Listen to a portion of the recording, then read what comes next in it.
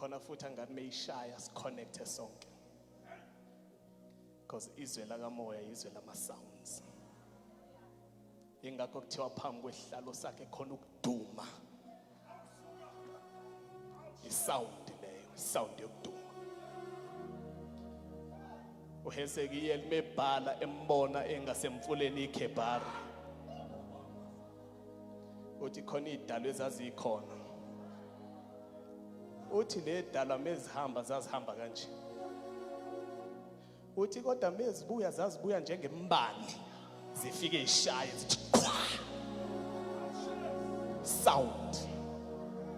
mezihamba zihamba kahle but umbani mawuphuma mfundisi umbuli ufika uphume kanje but mawufika phansi ufika ushaye kuthiwa lezo dala zazihamba kanjalo ke mezihamba zihamba kahle kodwa mezibuya thank you baba Mabizela thank you ngokusilandela lezo zinto bathi sebengaphesheya wathi Miriam hlabelelana kuJehova ngokuba uphakeme kakhulu muhle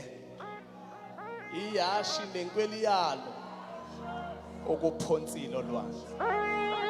wathi kodwa le ndumiso ngicela singayenzi nanoma kanjani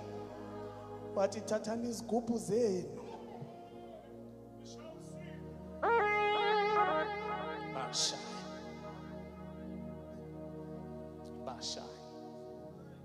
sound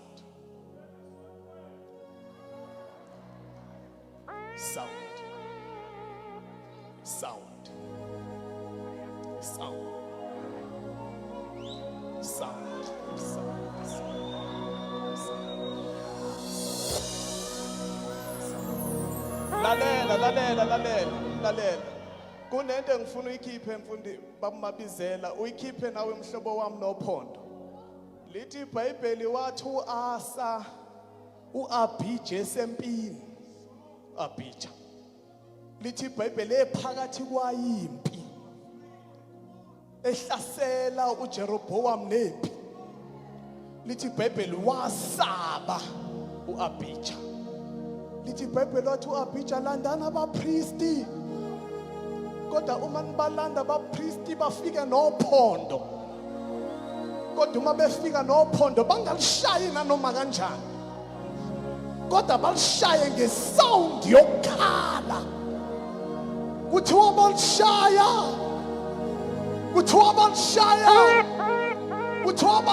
ngesound yokukhala kuthiwa balishaya ngesound yokukhala kuthiwa bathi uma beshaya uNkulunkulu wadumela izitha zabo eshaya ubaba uMabizela kunezinto uNkulunkulu ayodumela emakhaya kunezinto ezishiyile emsebenzini kodwa uNkulunkulu uyozidumela kunezinto ezishiyile emakhaya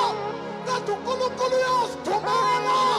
ngoba namhlanje kunesound esiyirilisayo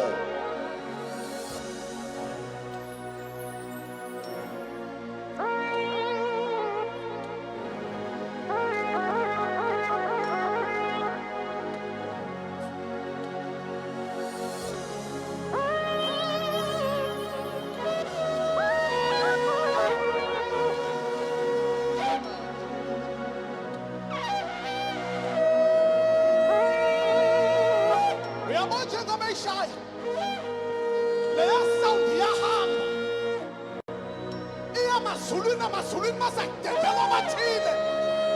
laba bathile abahambe bayolungisa